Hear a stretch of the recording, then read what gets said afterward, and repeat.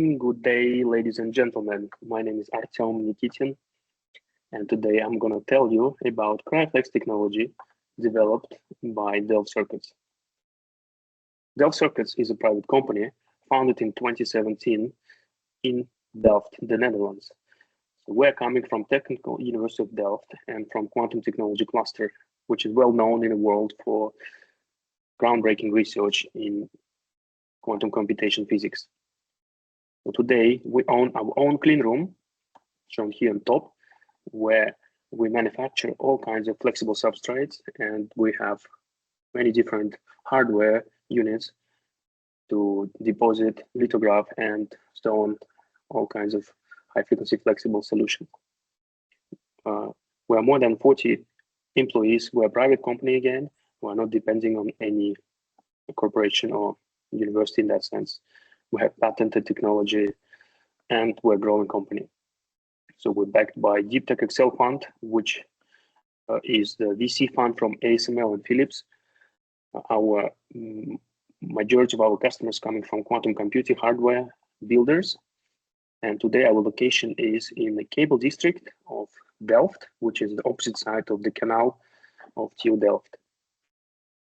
Now let's dive into the technology itself. Our technology called oFlex, which is flexible cryogenic I/O. I/O is input-output, so in simple cables, but we make them flat. Yeah? So we deposit thin films on flexible substrate. So we work with two base metals, so it's either silver, normal metal, or superconducting niobium titanium alloy. What we do, we take a sheet of Kapton, which is shown here in yellow. We deposit a thin layer of metal on it, a few micrometers of metal. And then using lithographic techniques, we remove unnecessary metal to form circuits. It can be straight line, it can be resistor, it can be capacitor, and so on.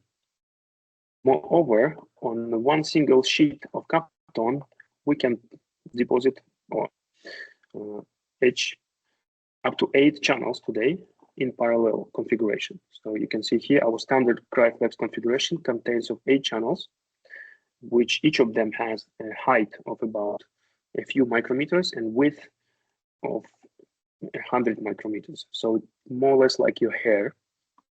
The distance between two neighboring channels is 1 millimeter in the standard configuration. And the total thickness of the whole structure is 300 micrometers.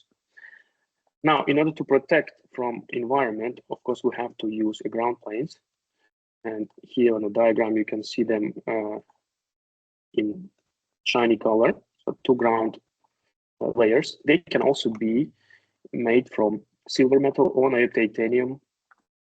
And of course, we have to screen everything from electrical isolation. So we have many layers of Kapton in between. So the setup is called strip line, and we have 3 metal layers in a strip line setup. Now, what our technology can also do, we can deposit special features, which I will show in the next slide, to form certain circuits, and these circuits will act as filters. For example, we have a low-pass filter, attenuator, infrared filter, and 2 metal layers, and that brings us to a whole variety of possibilities to bring a high-frequency signal to millikelvin. And once again, to remind you, so most of our users or customers, they operate their devices at really low temperatures, let's say 10 millikelvin or below at least 4 Kelvin. And we have designed circuits with this in mind, yeah, so that they can deliver high-frequency signal to low temperatures, but also not overheating the low temperature part. So let's dive a little bit deeper into the types of circuits which are possible to deposit in flexible substrates. First one I want to draw your attention is attenuator. So attenuator is the resistive network. In simple is resistors. The signal goes to the signal layer shown here. Then it meets a network of resistors which act as a -5 decibel unit of of attenuation. They're relatively small. You can see it's roughly 0.5 millimeter size of one unit. Then we can place multiple units in parallel to form attenuators of 20 decibel or 10 or 15. They also have to be located at temperature stages because the purpose of the attenuators is to remove the heat from high power signal. And while the signal passes through resistor, it's obviously losing the energy, so it's losing the heat. Second interesting filter we are depositing on Flex is low pass filter. So low pass filter is the filter which cuts certain frequencies away. So signal flows in this direction of the signal layer, and then it meets structures like this. So it's reflective structures with capacitive coupling, and they are designed in a way that the high frequency signal, let's say above frequency X or Y, cannot pass through that structure. And I will show you on a data later how it looks in a performance level. So it's a relatively long filter, and often it's required to be positioned at very low temperature. The third filter we have is the infrared filter. Infrared filter is copper powder filter, which so basically equally sized copper particles which are injected into the lines at certain locations, and their purpose is to dump really high frequency signal away. Let's say I'm talking about above 26 gigahertz. Another property of infrared filter is to control the slope of the attenuation profile. Now, having these three families of filters in our metal configurations, and two different metals, silver and titanium, we can form different input lines. Here you can see the example of publication we wrote together with Blueforce, where we compare coaxial line setup configuration for superconducting qubit with the flex line setup configuration for the same superconducting qubit. And as you can see, if you read the paper, you will be convinced that the microwave performance is on the same bar as the microwave coaxial line configuration setup, which is a solid proof of microwave reliability of flexible circuits in the quantum computing applications. And on top of that, our flexible circuits, they're much lower in the heat load compared to conventional ways. So it will allow for scaling the number of channels needed for quantum computing applications.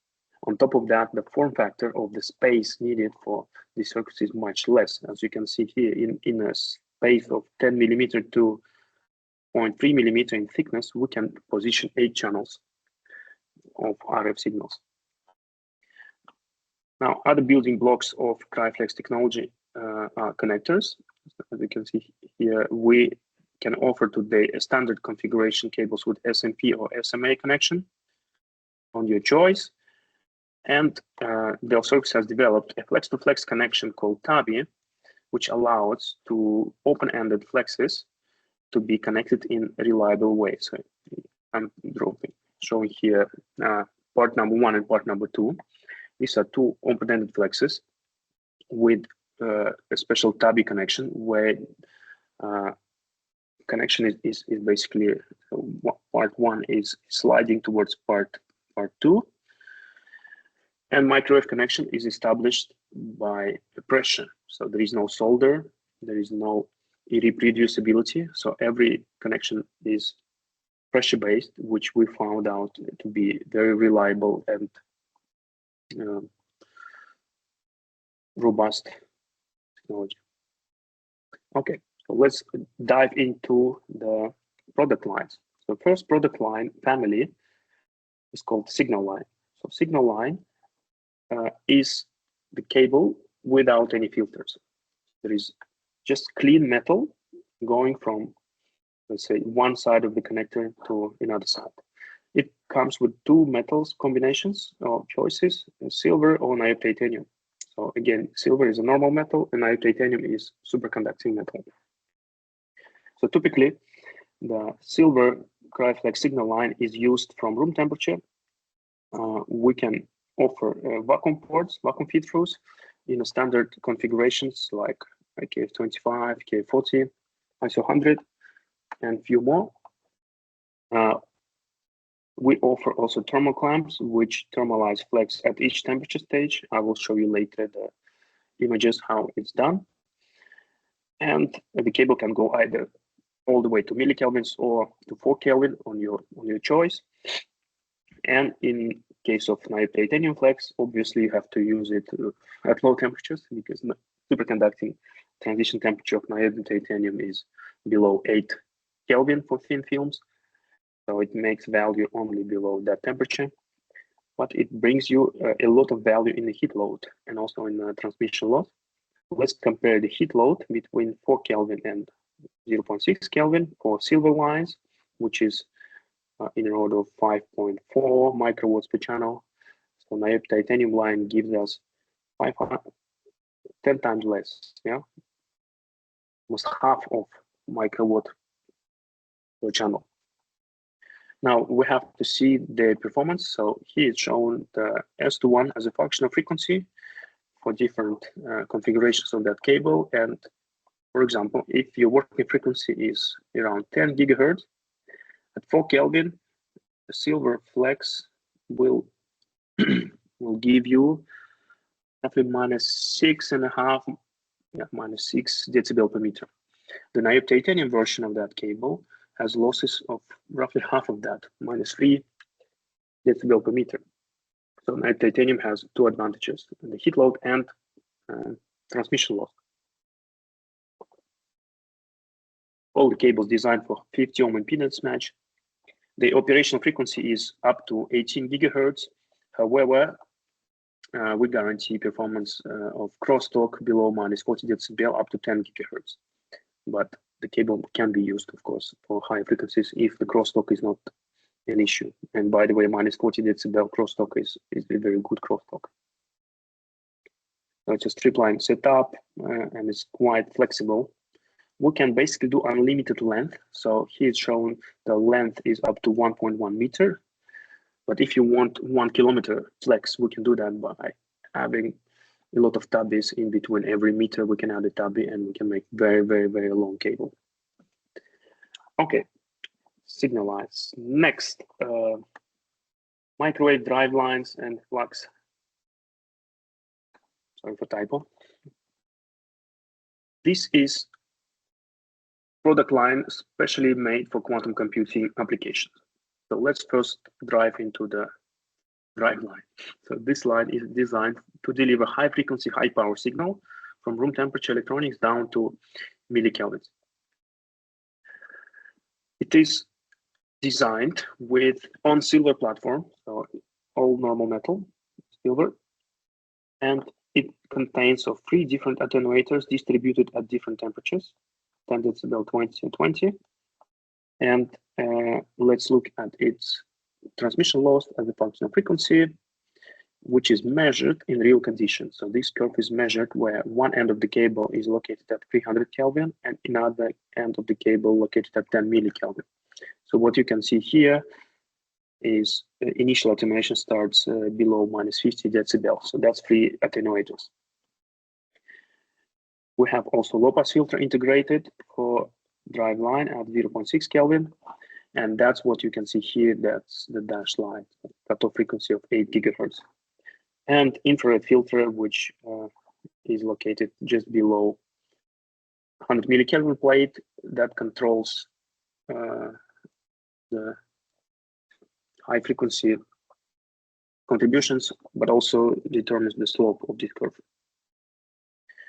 So this cable is designed for users who have working frequency of the device between 6 and 8 gigahertz in that region. So it is also possible to modify the chain within certain limitations, of course, that we have different cutoff frequencies, and we can, let's say, shift this dash line left and right, and attenuation profile can be changed as well. We can lift it up and down. So the example of this shift of different frequencies you can see on the flux line configuration. So this line is designed to flux bias qubits, but also can be used for DC signal delivery to millikelvin temperatures. And here the main difference is metals choice here. So above 4 Kelvin we use silver platform, and below 4 Kelvin is niobium titanium platform, which reduce the heat load dramatically. Then the low pass filter is located at 50 Kelvin. This you can see on the graph here. So this dashed line, and there is one attenuator of 20 dB, and that you can see on this diagram. And there is infrared filter with a little bit higher slope. So these are the basics input lines for delivering signal to qubits or quantum devices at millikelvins. We have quite some more combinations of similar lines to bring signal in. For example, we can deliver feed-in lines. We can deliver pump lines for traveling wave parametric amplifiers, and so on. We can also slightly modify this chain and use them as a fast line for spin qubits. And for astrophysics applications, they can be also unfiltered superconducting or combination of silver and superconducting to achieving really low heat load specification. Now let's go to manufacturing. So once again, we manufacture everything in-house in the Netherlands. We just buy raw materials, and we have all the necessary hardware, and we make all steps of manufacturing in-house, except some connectors, obviously, and metal parts, which we can outsource. Our output of manufacturing is rapidly growing. We're investing heavily in manufacturing facility, and we're working on new production fab to launch later this year. Of course, we take quality control very seriously. Every cable we manufacture is being measured. Can you imagine? Every single line. So during the manufacturing, there is a DC resistance inspection check and visual, let's say microscope inspection check. We measure at room temperature the RF specs. So you can see here we have all necessary equipment, and we're not only measuring, let's say, per manufactured cable, but also the entire assembly, as you can see here. We also own 4 Kelvin cryostat, where we measure low temperature RF and DC measurements, especially for niobium titanium lines, but also often for silver lines. Every cable has ID, it has a passport, and we have a measurement report available for every manufactured cable. Okay. Now let's look a little bit into peripherals. So peripherals, we call all the necessary hardware needed to bring cable, let's say, from room temperature to millikelvin. And the first feature is obviously vacuum feed through. So cable has to go through vacuum barrier, and we have developed a lot of different configurations already. And let's start with the simple ones. So here you see KF40. This is the most common vacuum port in cryogenics. In KF40 configuration, we can bring today up to 32 channels. So this is an incredible number. 32 channels can be delivered into cryogenic environment. Also, we have small ports available, KF25. I don't have an image here, but we can bring up to 16 channels into KF25 configuration. And of course, we can wire much bigger ports. Here is an example of, I think it's ISO 100 port. In that port, we can deliver up to 160 channels. And of course, we are developing much larger ports as well. For example, not every port is the same. So here you have example of trapezoidal or rectangular shaped port in Maple fridge. Thermalization clamps, yes, we have all kinds of different thermal clamps to thermalize the flex, and it works relatively in a straightforward way. So thermal anchor has two base plates which force against each other, presses against each other, flexes. So each ribbon has to be thermalized from two sides. And we can enable that by having an anchoring plate plus a chain of foils. You can see them here as well. And that allows for proper thermalization. In one structure like this, we can fit in 10 flexes, those 80 channels, 80 channels in very small form factor. So this thermal clamp size is roughly 3 by 3 centimeters. So it can be quite compact. Now let's look at the bigger picture. So we're not only offering oFlex, we're offering turnkey solutions, as we call it. So what does it mean? Turnkey solution means we can wire all your qubits. So everything inside of Cryostat can be delivered by Delft Circuits. It means that we can create or manufacture input lines. We will design the whole loader setup, but we can also source readout lines, which include low noise amplifiers, room temperature amplifiers, DC wiring, couplers, isolators, and position them all in the cryogenic loaders. So you as the customer just need to tell us how many qubits you want to wire, which are these qubits, what is your cryogenic setup, let's say that which cryostat you have, and we can design together with you a solution, turnkey solution, and we can even install it and service it. So here is an example of Leiden top loaders with 160 channels in one single probe. And in some of these probes, you will see also output line. So let's say this one is input line and this is the output line. I have a video later on to show you how it looks like.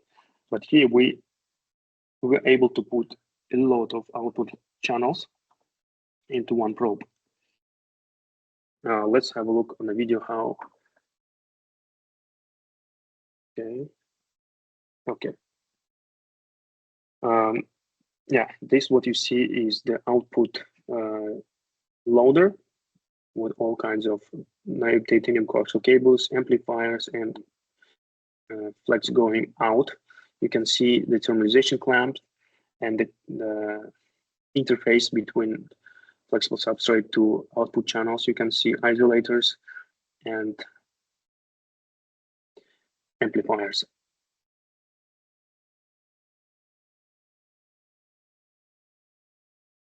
Okay. Of course, we work with the majority of cryogenic manufacturers. And here is the example of Blue Force, LD, and XLD loaders. In short, Delft Circuits does not depend on a cryogenic manufacturer. For us, this will reflect in different shapes of metal parts we have to manufacture. And of course, the vacuum ports, but the library of those is growing rapidly. And today we have quite a few standard solutions, like Blue Force is a standard solution for us. And we know all the dimensions, so we can deliver up to 160 channels in a loader. Again, we can act here as the turnkey solution or just input lines. So we work with different configurations of the cryostats. Installation, when we're talking about servicing, that means that our engineers can come to your facility and install and test and sign site acceptance test on site of the quantum computer installation. And in fact, the wiring installation is much faster than it is done in the conventional coaxial cable configuration way.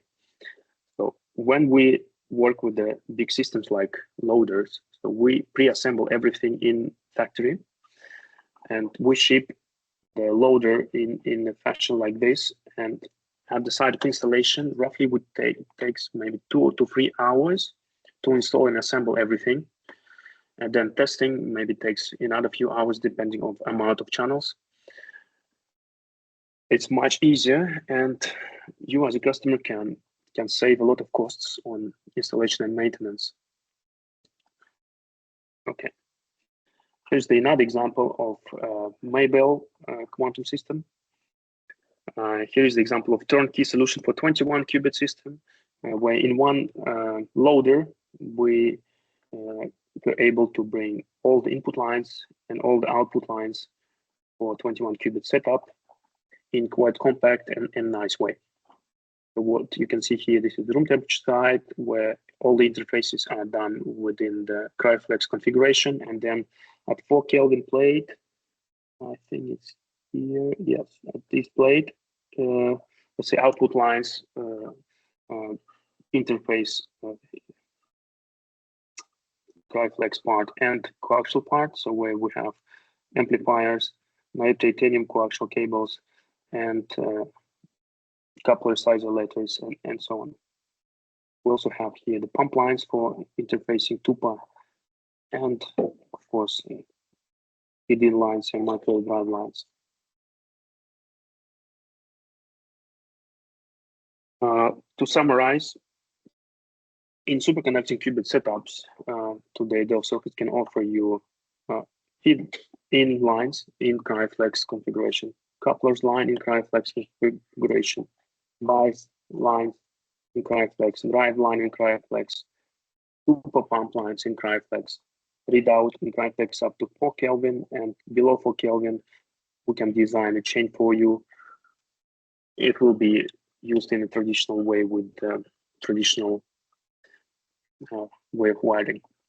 So all of the wiring in your cryostat, including DC lines, can be delivered by Delft Circuits. We're also exploring other applications, and today we're already working with the multiple spin qubit groups in the world where we can deliver fast lines for their setup. So let's say in this diagram, they're called as tunnel barrier or congregate, but also feed lines. And here, of course, the specifications are a little bit different, but also similar, let's say, for us in terms of realization on CryoFlex technology. We also work with photonics groups and with astrophysics groups, and the portfolio is expanding. Yes, if you have any questions, please feel free to call us or drop me an email, and we're very happy to answer all your questions about your cryogenic wiring. Thank you very much.